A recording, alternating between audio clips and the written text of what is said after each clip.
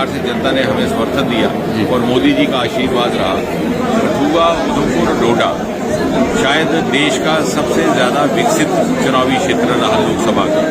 यहाँ 3 medical college प्राप्त हुए। अगर आप कठुआ की ही बात करें तो उत्तर भारत का पहला इंडस्ट्रियल बायोटेक पार्क आया, उत्तर भारत का पहला सीड प्रोसेसिंग प्लांट आया, मात्र एक पंचायत के लिए 150 करोड़ रुपए का कीड़िया घड़ियाल का पुल निर्माणित हुआ, लगभग 1 दर्जन पुल यहाँ निर्माणित हुए, जैसे जेठाना का पुल है, अटल सेतु है, और एक के बाद एक हर 2 किलोमीटर पर कोई ना कोई आपको विकास का स्मारक दिखाई देगा। उसमें पासपोर्ट के दफ्तर भी हैं, उसमें महाराजा गुलाब सिंह की मूर्ति भी। अब ये 10 वर्ष हमारे समर्पित थे उन कोताहियों की पूर्ति के लिए जो रह गई थी, जो हमें लगता था कि यहाँ होना चाहिए लेकिन हो नहीं पा रहा था, क्योंकि पिछली सरकारों की भेदभाव की जो राजनीति थी या वो डर रही थी। और अब हम चाहेंगे कि जहां हम इन विकास के कार्यों को कंसोलिडेट करें, वहां साथ ही साथ कुछ सामाजिक कार्य, क्योंकि विकास के कार्य को जब प्राथमिकता मिली तो शायद सामाजिक कार्यों को उतना ध्यान नहीं मिल सका, उनकी तरफ हम अधिक प्राथमिकता दें। उसकी दृष्टि से सबसे पहले मैं चाहूंगा कि मीडिया के माध्यम से ये बात पहुंचे कि 3-4 ऐसी कुरीतियां हैं जो हम कहने में संकोच करते हैं, लेकिन वो अंदर ही अंदर से समाज को खोखला करने का काम करती है। सबसे पहले तो हमने जिला प्रशासन को भी बधाई देनी है, 25 गैर कानूनी क्रशर्स के खिलाफ कार्रवाई की और आइंदा से आपका भी सहयोग अपेक्षित रहेगा, समाज का भी, और इसमें हमें समाज का सहयोग चाहिए, क्योंकि समाज के ही लोग प्रभाव डाल करके कार्रवाई होने को रोक लेते हैं।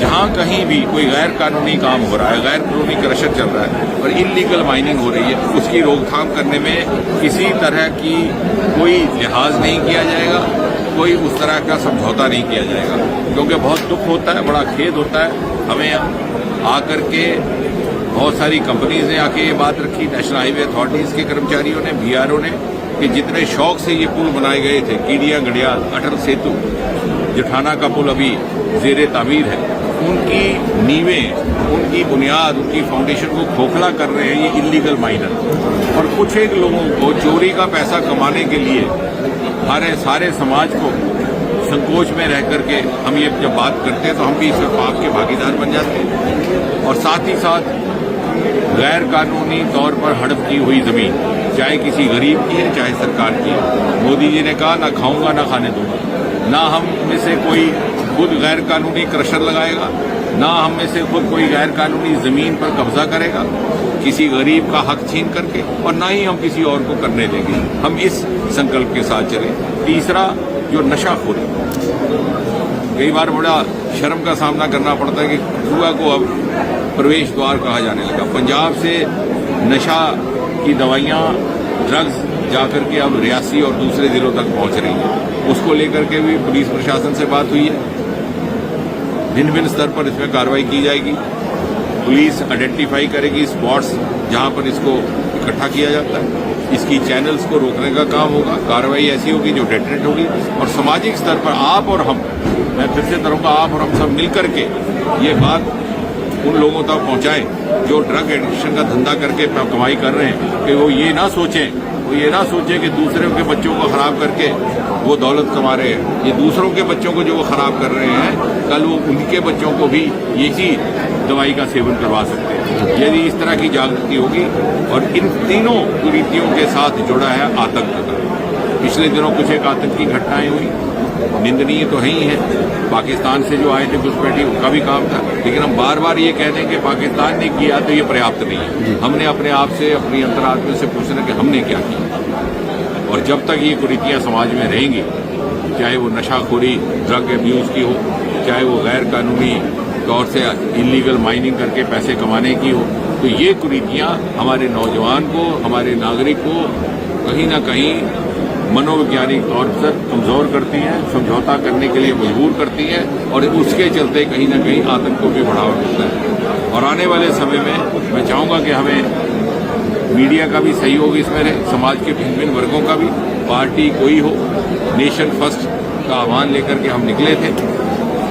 किसी भी पार्टी से किसी का ताल्लुक क्यों ना हो, किसी भी समुदाय से किसी का ताल्लुक क्यों ना हो, अगर वो गैर कानूनी काम कर रहा है तो उसको किसी भी तरह से बख्शा ना जाए। 25 क्रशर्स पर कार्रवाई हो गई है, 12-13 की सूची और बनाई जा रही है।